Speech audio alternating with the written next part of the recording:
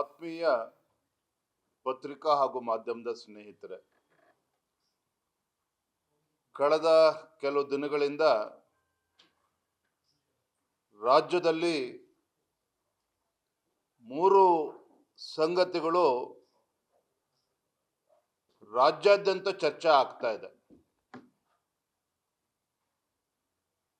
ಮೊನ್ನೆಯ ಘಟನೆ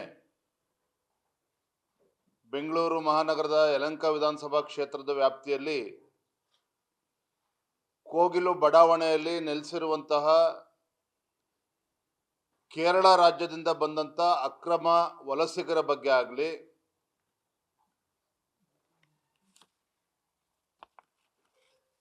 ನಿರರ್ಗಳವಾಗಿ ನಡೀತಾ ಇರುವಂತಹ ಡ್ರಗ್ ಮಾಫಿಯಾ, ಮಾದಕ ವಸ್ತುಗಳ ಒಂದು ಮಾರಾಟ ರಾಜ್ಯದಲ್ಲಿ ಯಥೇಚ್ಛವಾಗಿ ನಡೀತಾ ಇರುವಂಥದ್ದು, ಇದಕ್ಕೆ ರಾಜ್ಯ ಸರ್ಕಾರ ಮಟ್ಟ ಹಾಕುವಂಥ ಕೆಲಸ ಮಾಡದೇ ಇರುವಂಥದ್ದು. ಮೂರನೇದು,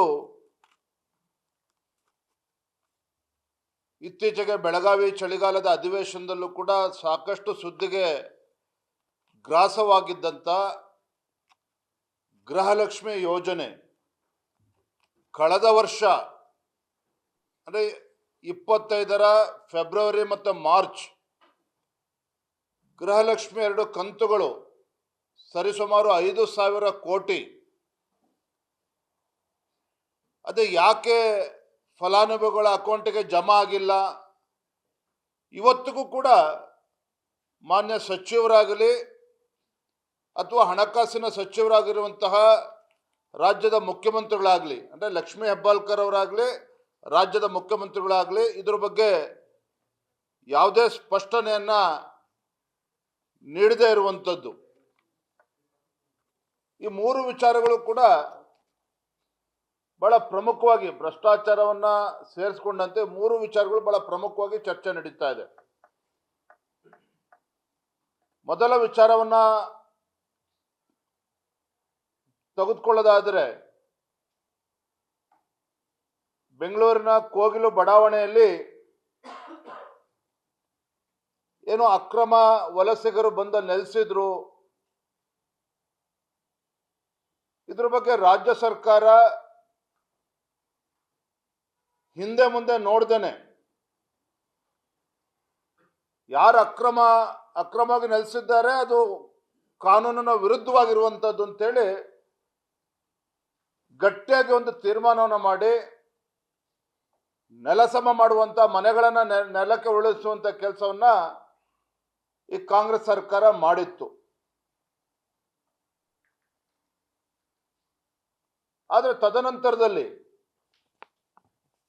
ಕೇರಳ ರಾಜ್ಯದ ಮುಖ್ಯಮಂತ್ರಿಗಳು ಪಿಣರಾಯಿ ಅವರು ಕೊಟ್ಟಂತ ಹೇಳಿಕೆ, ತದನಂತರದಲ್ಲಿ ಎಐಸಿಸಿಯ ರಾಷ್ಟ್ರೀಯ ಪ್ರಧಾನ ಕಾರ್ಯದರ್ಶಿಗಳು ಕೆ.ಸಿ. ವೇಣುಗೋಪಾಲ್ ರವರು ನಮ್ಮ ರಾಜ್ಯದ ಮುಖ್ಯಮಂತ್ರಿಗಳೇ ಪಾಪ ಬೆದರಿಕೆ ಹಾಕ್ತಾರೆ, ಉಪಮುಖ್ಯಮಂತ್ರಿಗಳಿಗೆ ಬೆದರಿಕೆ ಹಾಕ್ತಾರೆ. ಒಂದು ರೀತಿ ಅತಂತ್ರ ಸ್ಥಿತಿಯಲ್ಲಿ ಮುಖ್ಯಮಂತ್ರಿಗಳು ಇದ್ದಾರೆ. ಅತಂತ್ರ ಸ್ಥಿತಿಯಲ್ಲಿ ರಾಜ್ಯದ ಉಪಮುಖ್ಯಮಂತ್ರಿಗಳು ಡಿ.ಕೆ. ಶಿವಕುಮಾರ್ ಅವರು ಕೂಡ ಇದ್ದಾರೆ. ಒಬ್ಬರು ಮುಖ್ಯಮಂತ್ರಿ ಕುರ್ಚಿಯನ್ನು ಉಳಿಸ್ಕೊಳ್ತಕ್ಕಂಥ ಸಂದಿಗ್ಧ ಪರಿಸ್ಥಿತಿಯಲ್ಲಿ ಇದ್ದರೆ, ರಾಜ್ಯದ ಉಪಮುಖ್ಯಮಂತ್ರಿಗಳು ಮುಖ್ಯಮಂತ್ರಿ ಕುರ್ಚಿಯನ್ನು ಪಡೆದುಕೊಳ್ತಕ್ಕಂಥ ಒಂದು ಸಂದಿಗ್ಧ ಪರಿಸ್ಥಿತಿಯಲ್ಲಿ ಇದ್ದಾರೆ. ಇದರ ಪರಿಣಾಮ ಏನು, ಅಕ್ರಮ ವಲಸಿಗರ ಮನೆಯನ್ನ ಕೆಡವಿದ್ದು ಆದ್ಮೇಲೂ ಸಹ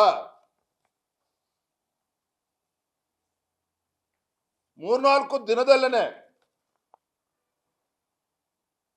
ಮುಖ್ಯಮಂತ್ರಿಗಳು ಯೂಟರ್ನ್ ಹೊಡಿತಾರೆ, ಉಪಮುಖ್ಯಮಂತ್ರಿಗಳು ಯೂಟರ್ನ್ ಹೊಡಿತಾರೆ. ಯಾರು ಅಕ್ರಮ ವಲಸಿಗರ ಮನೆ ನೆಲಸಮ ಆಗಿದೆ ಅವರಿಗೆ ಬೈಯಪ್ಪನಹಳ್ಳಿಯಲ್ಲಿರ್ತಕ್ಕಂಥ ಮನೆಗಳು, ರಾಜೀವ್ ಗಾಂಧಿ ಹೌಸಿಂಗ್ ಸೊಸೈಟಿ, ಆ ಮನೆಗಳನ್ನು ಕೊಡ್ತೇವೆ ಅನ್ನುವ ನಿರ್ಧಾರವನ್ನ ಇದೊಂದು ವಿಶೇಷ ಪ್ರಕರಣ ಅಂತೇಳಿ ಮನೆಗಳನ್ನ ಕೊಡ್ತೇವೆ ಅಂತೇಳಿ ನನ್ನ ಮುಖ್ಯಮಂತ್ರಿಗಳು ಘೋಷಣೆಯನ್ನು ಕೂಡ ಮಾಡಿದ್ದಾರೆ.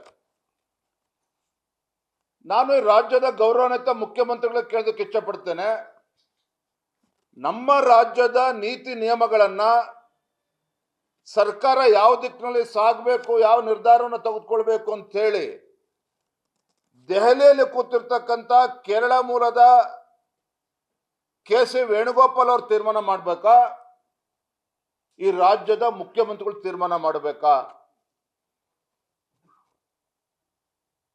ಅಲ್ಲೇನು ಬಯಪ್ನಲ್ಲಿರ್ತಕ್ಕಂಥ ಮನೆಗಳು ಬೆಂಗಳೂರಿನಲ್ಲಿರ್ತಕ್ಕಂಥ ಕನ್ನಡಿಗರಿಗೆ, ಬಡವರಿಗೆ ಮನೆಗಳನ್ನ ಕೊಡಬೇಕು ಅಂತೇಳಿ ಅಲ್ಲಿ ಕಟ್ಟಿರುವಂಥದ್ದು.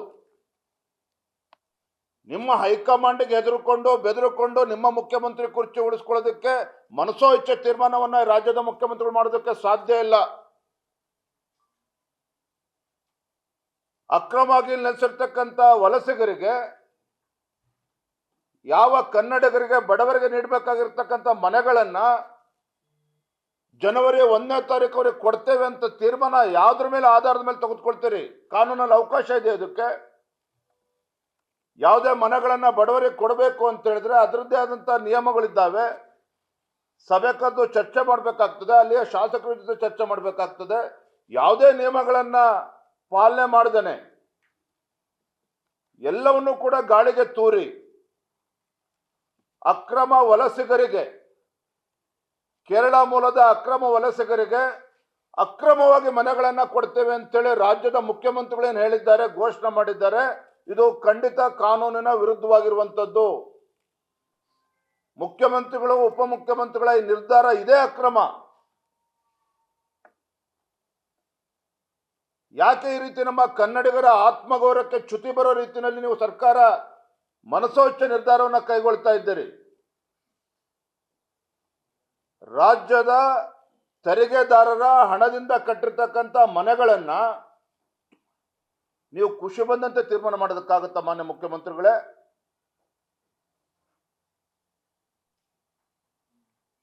ಹಿಂದೆ ವಯನಾಡಿನಲ್ಲಿ ಭೀಕರ ಪ್ರವಾಹ ಆದಾಗ 100 ಮನೆಗಳನ್ನ ಕಟ್ಸ್ಕೊಡ್ತೇವೆ ಅಂತೇಳಿ ಮಾನ್ಯ ಮುಖ್ಯಮಂತ್ರಿಗಳು ಸಿದ್ದರಾಮಯ್ಯನವರು ಘೋಷಣೆ ಮಾಡಿದ್ರು. ಆನೆ ತುಳಿತಕ್ಕೆ ತತ್ಕ್ಷಣ 15 ಲಕ್ಷ ರೂಪಾಯಿ ಪರಿಹಾರ ಕೊಟ್ಟರು ಕೇರಳ ವಯನಾಡಿನ ಒಂದು ಘಟನೆಗೆ.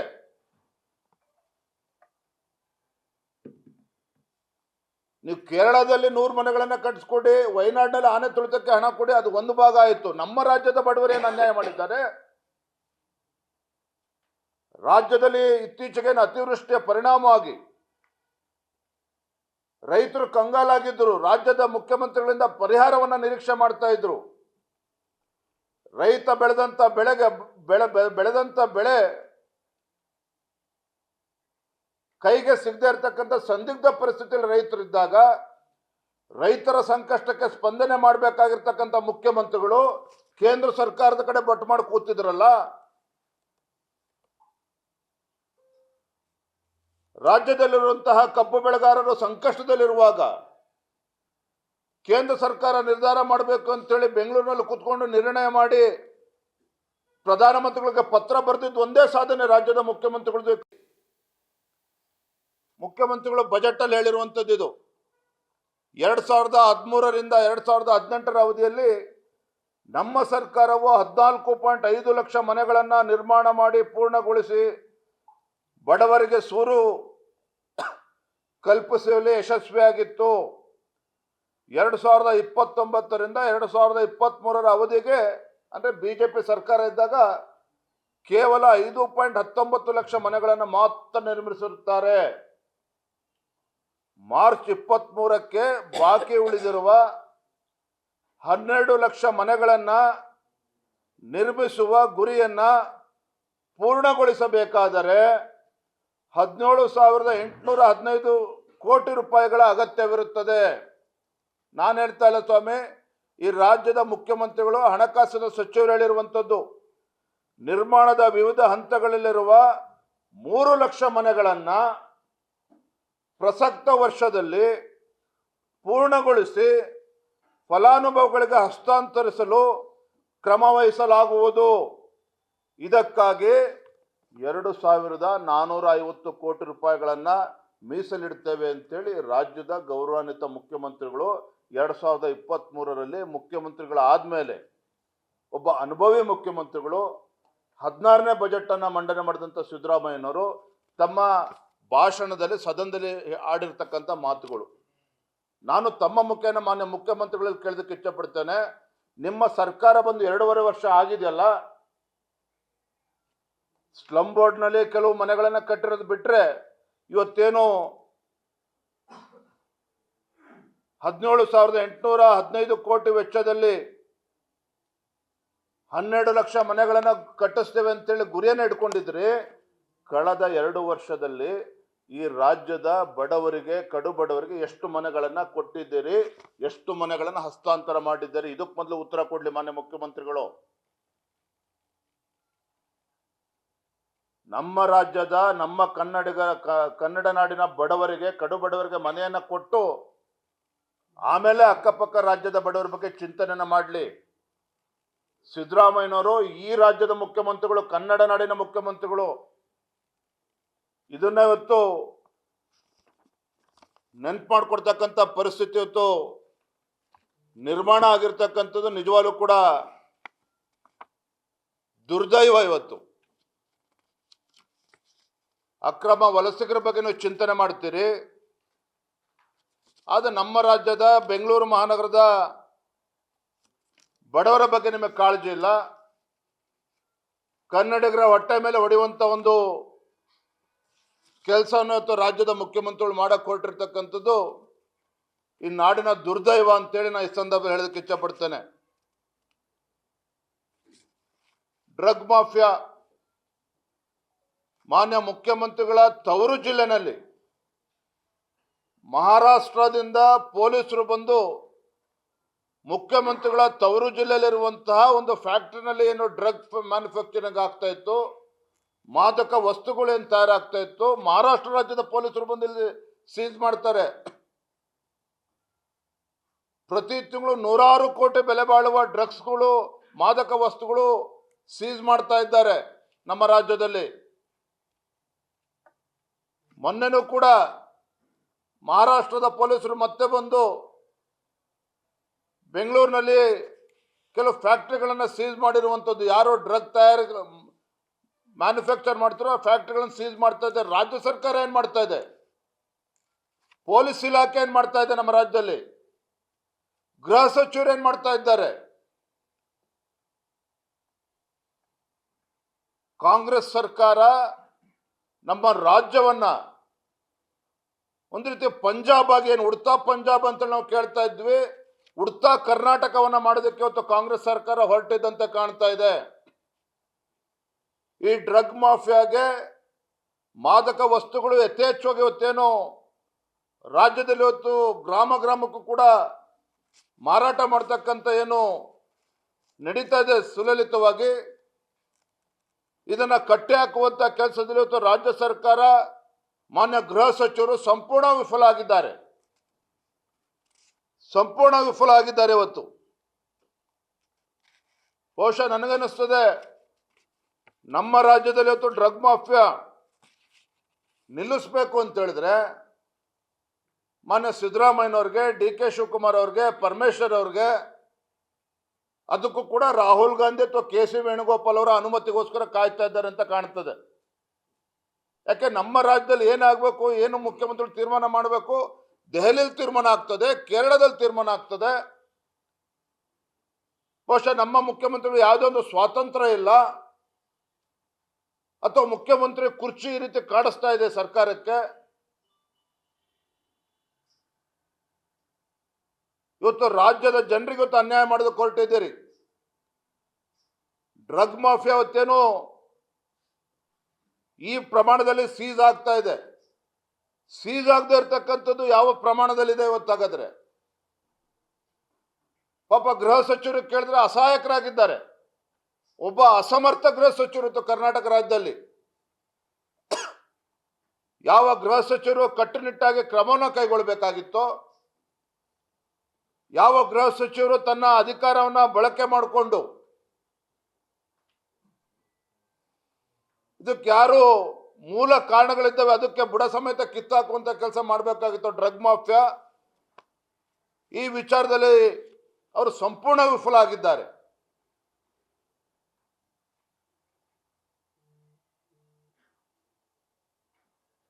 ಗೃಹಲಕ್ಷ್ಮಿ ಯೋಜನೆ ನಾವು ನೋಡ್ತಾನೆ ಇದೀವಿ. ಕಳೆದ 2.5 ವರ್ಷದಿಂದ ಯಾವುದೇ ಪತ್ರಿಕೆಯನ್ನು ತೆಗೆದುಕೊಂಡ್ರೆ ಮುಖಪುಟ ನಮ್ಮ ಗ್ಯಾರಂಟಿ ಗ್ಯಾರಂಟಿ ಗ್ಯಾರಂಟಿ. ಅರೆ ಒಬ್ಬ ಸಚಿವೆ ಸದನಕ್ಕೆ ತಪ್ಪು ಮಾಹಿತಿಯನ್ನ ಕೊಡ್ತಾರೆ ಅಂತ ಹೇಳಿದ್ರೆ, ಒಬ್ಬ ಸಚಿವೆಗೆ ತನ್ನ ಇಲಾಖೆಯ ಆಗು ಹೋಗುಗಳ ಬಗ್ಗೆ ಮಾಹಿತಿನೇ ಇಲ್ಲ ಅಂತ ಹೇಳಿದ್ರೆ, ಕಳೆದ ಫೆಬ್ರವರಿ ಮಾರ್ಚ್ನಲ್ಲಿ ಏನು ಫಲಾನುಭವಿಗಳಿಗೆ ಅವರ ಅಕೌಂಟ್ಗೆ ಜಮೆ ಆಗಬೇಕಿರ್ತಕ್ಕಂಥ ಹಣ ಏನಿತ್ತು 2,000 ರೂಪಾಯಿ, ಒಟ್ಟು 5,000 ಕೋಟಿ ರೂಪಾಯಿ ಅದು ಫಲಾನುಭವಿಗಳ ಅಕೌಂಟಿಗೆ ಜಮಾ ಆಗಿಲ್ಲ. ಸಚಿವರು ತಪ್ಪು ಮಾಹಿತಿನ ಸದನಕ್ಕೆ ಕೊಡ್ತಾರೆ. ಆದ್ರೆ ಮುಖ್ಯಮಂತ್ರಿಗಳು ಸ್ವಲ್ಪ ಹಣಕಾಸಿನ ಸಚಿವರಾಗಿ ಇಲ್ಲಿಯವರೆಗೂ ಸಹ 5,000 ಕೋಟಿ ರೂಪಾಯಿ ಏನು ಗೃಹಲಕ್ಷ್ಮಿ ಯೋಜನೆ ಫಲಾನುಭವಿಗಳ ಅಕೌಂಟ್ಗೆ ಡಿಪಿಟಿ ಮೂಲಕ ರವಾನೆ ಆಗಬೇಕಾಗಿತ್ತು, ಯಾಕೆ ಅದು ಟ್ರಾನ್ಸ್ಫರ್ ಆಗಲಿಲ್ಲ? ಸಚಿವರು ಸಮರ್ಪಕವಾಗಿ ಉತ್ತರ ಕೊಡಲಿಲ್ಲ ಅಂತ ಹೇಳಿದ್ರೆ, ರಾಜ್ಯದ ಹಣಕಾಸಿನ ಸಚಿವರು ಆಗಿರುವಂತ ಮುಖ್ಯಮಂತ್ರಿಗಳು ಉತ್ತರ ಕೊಡಬೇಕಾಗಿತ್ತಲ್ಲ. ಹಾಗಾದ್ರೆ ಏನು ಅವ್ಯವಹಾರ ಆಗಿದೆ ಹಾಗಾದ್ರೆ ಇದರಲ್ಲಿ? ಇದ್ರ ಬಗ್ಗೆನೂ ರಾಜ್ಯದ ಗಮನ ತರುವಂತ ಕೆಲಸ ಮಾಡಬೇಕಲ್ಲ.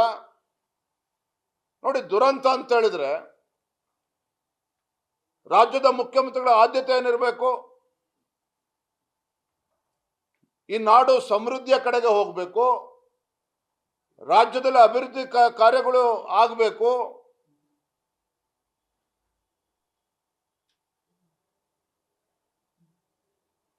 ಎಲ್ಲ ಸಮಾಜ ಎಲ್ಲ ವರ್ಗದ ಜನರಿಗೆ ನ್ಯಾಯ ಕೊಡುವಂತ ಕೆಲಸ ಮಾಡಬೇಕು. ಇದು ರಾಜ್ಯ ಸರ್ಕಾರದ ಮುಖ್ಯಮಂತ್ರಿಗಳ ಆದ್ಯತೆ ಇರಬೇಕಿತ್ತು. ದುರಂತ ಅಂತ ಹೇಳಿದ್ರೆ ಕಾಂಗ್ರೆಸ್ ಸರ್ಕಾರದ್ದು ತನ್ನ ಗ್ಯಾರಂಟಿಗಳ ಈ ಕರ್ನಾಟಕ ರಾಜ್ಯವನ್ನ ಕುಡುಕರ ರಾಜ್ಯವನ್ನಾಗಿ ಪರಿವರ್ತನೆ ಮಾಡ್ತೇವೆ ಘೋಷಣೆ ಮಾಡಲಿ ಮುಖ್ಯಮಂತ್ರಿಗಳು. ಯಾಕೆ ಈ ರೀತಿ ಅನ್ಯಾಯ ಮಾಡಕ್ ಹೊರಟಿದ್ದೀರಿ ನೀವು? ಹಾಗಾದ್ರೆ ಗೃಹಲಕ್ಷ್ಮಿ ಕೊಡ್ತಕ್ಕಂಥದ್ದು 2,000 ರೂಪಾಯಿ ಒಂದು ಹೆಣ್ಮಗಳಿಗೆ ಒಂದು ಮನೆಯಲ್ಲಿ, ಅದೇ ಕುಟುಂಬದಿಂದ 20,000 ರೂಪಾಯಿ ಕಿತ್ಕೊಳ್ತಕ್ಕಂಥ ಷಡ್ಯಂತ್ರ ಮಾಡ್ತಾ ಇದ್ದೀರಿ. ಈ ರಾಜ್ಯದ ಜನತೆಗೆ ಮಾಡ್ತಾ ಇರ್ತಕ್ಕಂಥ ಅಪಮಾನ ನೀವು.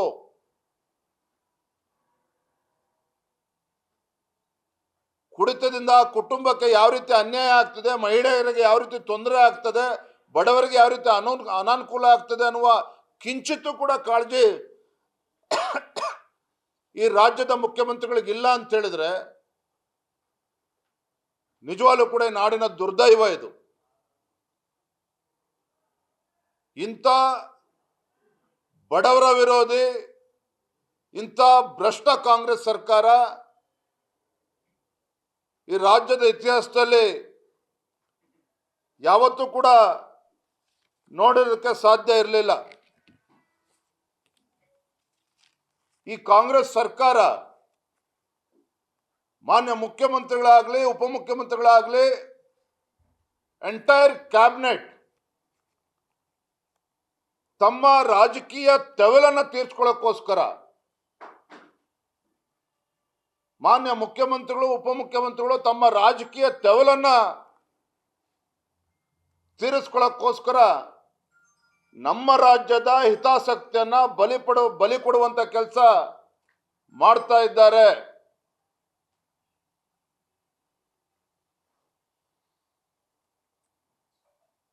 ಈ ರಾಜ್ಯದಲ್ಲಿರುವಂಥದ್ದು ಒಬ್ಬ ಅಸಮರ್ಥ ಮುಖ್ಯಮಂತ್ರಿಗಳು,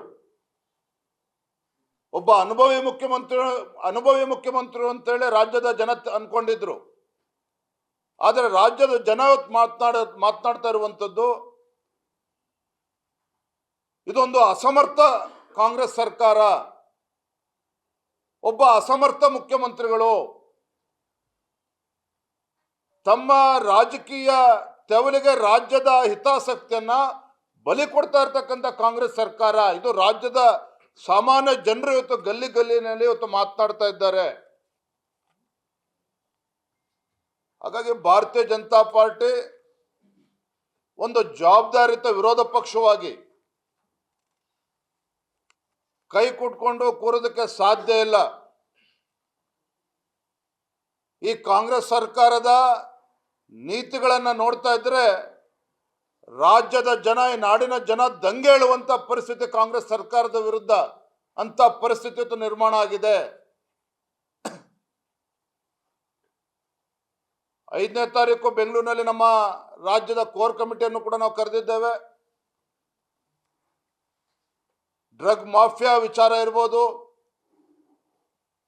ಅಕ್ರಮ ವಲಸಿಗರಿಗೆ ಏನು ಇವತ್ತು ರಾಜ್ಯ ಸರ್ಕಾರ ಇವತ್ತು ಅನ್ಯಾಯ ಮಾಡಿ ಕನ್ನಡಿಗರಿಗೆ ಅಪಮಾನ ಮಾಡ್ತಾ ಇದ್ದಾರೆ, ಹಾಗೂ ಗೃಹಲಕ್ಷ್ಮಿ ಯೋಜನೆಯಲ್ಲಿ ಏನು ಅಕ್ರಮ ಆಗಿದೆ, ಇವೆಲ್ಲದರ ಬಗ್ಗೆ ಸಮಗ್ರವಾಗಿ ಚರ್ಚೆ ಮಾಡಿ ಮುಂದಿನ ದಿನಗಳಲ್ಲಿ ಭಾರತೀಯ ಜನತಾ ಪಾರ್ಟಿ ರಾಜ್ಯಾದ್ಯಂತ ಬೀದಿಗಿಳಿದು ಯಾವ ರೀತಿ ಹೋರಾಟಗಳನ್ನು ಮಾಡಬೇಕು, ಇದರ ರೂಪರೇಷೆಗಳನ್ನು ಕೂಡ ಬರುವ ವಾರ ಇದನ್ನು ನಾವು ತೀರ್ಮಾನವನ್ನು ಮಾಡ್ತೇವೆ. ಸಿದ್ದರಾಮಯ್ಯ ಸರ್ಕಾರದ ಅಲ್ಪಸಂಖ್ಯಾತರ ಓಲೈಕೆ ಎಷ್ಟರ ಮಟ್ಟಿಗೆ ಅವರು ಈ ಸರ್ಕಾರ ಹೊರಟಿದೆ ಅಂತ ಹೇಳಿದ್ರೆ, ವಿಧಾನಸೌಧದಲ್ಲಿ ಪಾಕಿಸ್ತಾನ್ ಜಿಂದಾಬಾದ್ ಅಂತ ಹೇಳಿದ್ರು ಕೂಡ ಅವ್ರ ವಿರುದ್ಧ ಕ್ರಮವನ್ನು ಕೈಗೊಳ್ಳಿಲ್ಲ. ಕಾಂಗ್ರೆಸ್ ಸರ್ಕಾರ ಯಾವುದೇ ಕ್ರಮವನ್ನು ಕೈಗೊಳ್ಳಿಲ್ಲ. ಹಳೆಯ ಪ್ರಕರಣ ಆದರೂ ಕೂಡ ಮತ್ತೊಮ್ಮೆ ಉಲ್ಲೇಖ ಮಾಡ್ತಾನೆ. ಇದೇ DJ-ಹಳ್ಳಿ KG-ಹಳ್ಳಿ ಪ್ರಕರಣದಲ್ಲಿ ಅಖಂಡ ಶ್ರೀನಿವಾಸ ಮೂರ್ತಿ ಒಬ್ಬ ದಲಿತ ಶಾಸಕ, ಕಾಂಗ್ರೆಸ್ ಪಕ್ಷದ ಶಾಸಕ, ಅವರ ಮನೆಗೆ ದೇಶದ್ರೋಹಿಗಳು ನುಗ್ಗಿ ಮನೆಗೆ ಬೆಂಕಿ ಇಟ್ಟರೂ ಸಹ ಕೆಲವರಿಗೆ ನೋವಾಗ್ತದೆ ಅನ್ನುವ ಕಾರಣಕ್ಕೆ ಆ ಶಾಸಕನನ್ನು ಕೂಡ ನಡು ಬೀದಿಯಲ್ಲಿ ಬಿಟ್ಟರು ಕಾಂಗ್ರೆಸ್ನವರು. ಅಷ್ಟೇ ಅಲ್ಲ, ಮೊನ್ನೆ ಕ್ಯಾಬಿನೆಟ್ ಮೀಟಿಂಗಲ್ಲಿ ಅಧಿವೇಶನ ನಡೀತಾ ಇರಬೇಕಾದ್ರೆ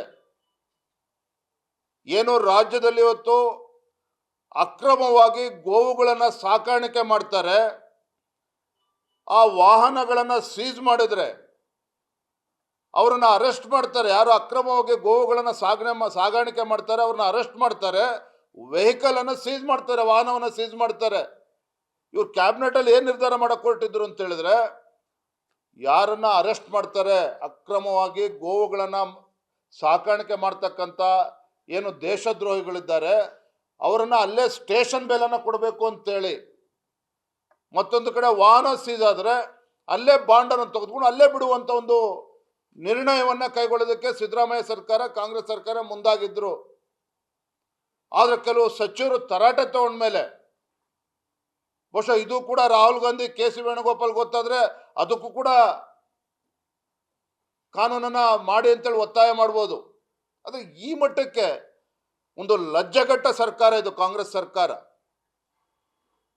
ಈ ರೀತಿ ನಿರ್ಧಾರಗಳನ್ನು ಮಾಡಿಕೊಂಡು ಹಿಂದೂಗಳಿಗೆ ಅಪಮಾನ ಮಾಡುವಂತ ಕೆಲಸವನ್ನು ಕೂಡ ಕಾಂಗ್ರೆಸ್ ಸರ್ಕಾರ ಮಾಡ್ತಾ ಇದೆ.